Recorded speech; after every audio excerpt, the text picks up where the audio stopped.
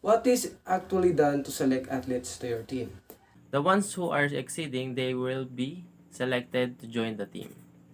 Bruce Tuckman describe a 5 stages of planning plan that should a team pursue. Conflict and its management, we have the general causes of conflict. So conflict management is the defined as the opportunity to improve situation.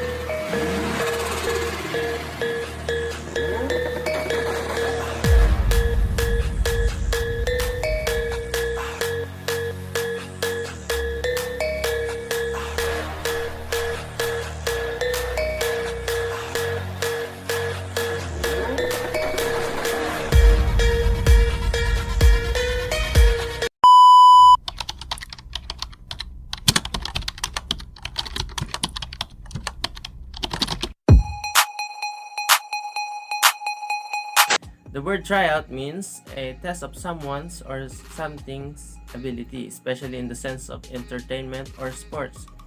It is a period of time where people who choose to join a sports team, activity, or other group are put to the test so that the best can be selected.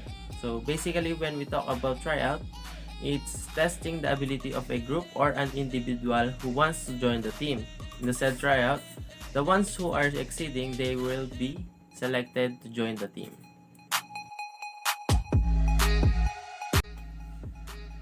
So when attending a tryout, these are the things that you need to remember. So first is, don't overdo the said drill or game. Just do what you normally doing when playing the game or said activity. Don't push yourself too much. So next is, make the great first impression. Stand out. Don't be the person on the crowd. Have your own spotlight. Create your own highlights. So next is, don't be shy. Talk to other players. Have a good communication so that you can create a friendship or there will be your future teammates. So next is, be early on the said time. Have a warm up. Do a stretching. Don't be a smug. Every player need to do some warm up and stretching. So the last is, have a good sportsmanship. Don't be the attitude player. Just enjoy the game. Athlete selection. So, athlete selection is a prediction of athlete performance and or team fit by selection, being chosen in preference to another or other athletes on the basis of merit. Determines the basis for selection decisions. Example, what is actually done to select athletes to your team?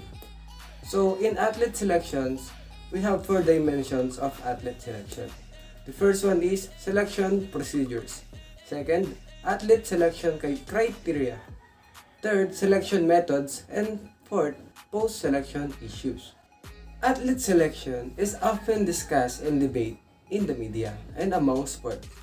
Inherent in this discussion and debates are in the many views of definition and process of athlete selection. It is a process that is not clearly defined, understood, or implemented. It may be acceptable for sports armchair spectators to not have a clear vision of what athlete selection is or of what it involves, but it's not acceptable for coaches and athletes to hold these same fuzzy views.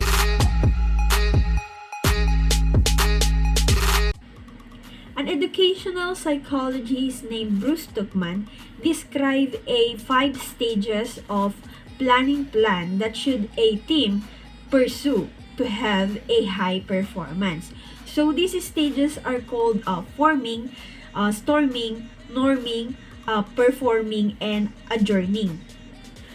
Most high-performing teams go through these 5 stages of team development. So first stage is forming. A time of orientation and getting to know one another is included in formation stage. So uncertainty is high at this stage, and people are looking for authority and leadership. So control should be sought from a member who asserted authority or is competent. So members of the team are asking questions like, what does the team have to offer me, or how do I know what is expected of me, or will I be accepted? The majority of encounters are in nature. So next stage is storming. So storming is the most challenging and dangerous stage to get through. So individual identities emerge during this time, which is characterizing by conflict and rivalry. So in this point, the team output will actually suffer as energy is diverted to ineffective activities. Subgroup and cliques are around strong personalities of areas of agreement as members disagrees on team goals. So member most resolve challenges, embrace individual differences, and work through contradictory opinions of or on team task and priorities to get through this point. So in this, this is where teams will get bogged down. So failure to resolve dispute will lead to a long-term issues. So next stage is the norming stage. So conflict is overcome and a degree of cooperation occurs if team make it through this storming period.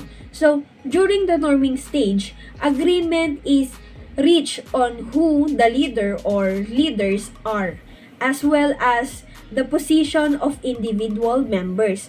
Interpreted conflict start to fade away, and a sense of belonging and solidarity arise. So during this point, the team's success improve as members learn to work together and concentrate on the team's goals.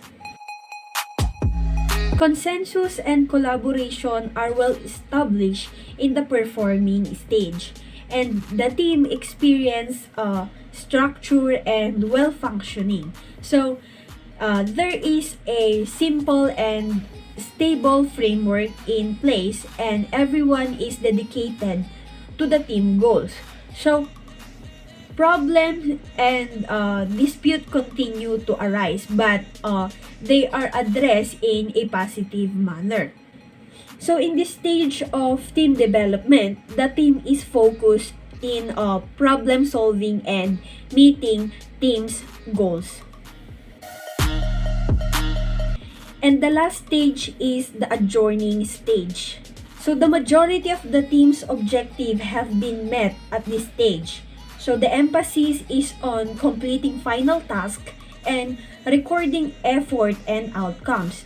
So individual members may be reassigned to other team as the workload decreases, and the team may be disbanded. So as the team comes to an end, ceremonial acknowledge of the teamwork and process may be beneficial. So if the team is standing committee with continuing duties, member can be replaced and the team can return to the forming or storming stage and begin the formation process again. In the conflict and its management, we have the general causes of conflict. Number one, we have the misunderstanding. What do we mean by misunderstanding? It is a failure to understand one another. Number two, we have the personality clashes. What do we mean by personality clashes? Personality clashes, it occurs when two people find themselves in conflict not over a particular issue or incident but due to fundamental incompatibility in their personality. Number three, we have the competition for resources.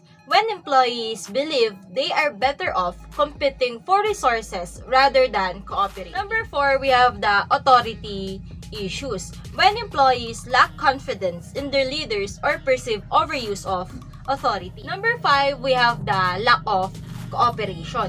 When one person does not share information in the whole group. Number 6, we have the differences over methods and style. When agreement does not exist on standards ways of completing a task. Number 7, we have the low performance. When individuals are not working for their potential. And the last is number 8, which is the value or goal differences. When individuals value different outcomes or objectives. In conflict and its management, we have 3 types of conflict. Number 1, we have the intrapersonal conflict. This conflict, it occurs within an individual in situation in which he or she must choose between 2 alternatives. Number 2, we have the interpersonal conflict. What do we mean by interpersonal conflict? Interpersonal conflict, it is a conflict between 2 or more individuals. The person experiencing this conflict may experience opposition in upward, downward, horizontal, or diagonal communication. And the last is the intergroup conflict. What do we mean by intergroup conflict? Intergroup conflict, it refers to disagreements or differences between the members of 2 or more groups to their representatives over authority, territory, and resources. So the next one is handling conflict situation. So handling conflict situation is determine the person or group with whom there is conflict. Analyze the cause of the conflict. Consider alternative strategy for conflict management. Choose the strategy or strategy that will produce the best result. Implement the decision, and last is evaluate the decision. So conflict resolution strategy is avoiding. This is the strategy of avoiding conflict at all costs. So the next one is the withholding or withdrawing. So in this avoidance strategy, one party moves out of participation. They remove themselves from situation. So the next one is bargaining and negotiating. So this strategy are the attempts to divide the rewards and power or benefits so that everyone gets something. So the next one is smoothing over history. So this is the strategy of saying everything will be okay.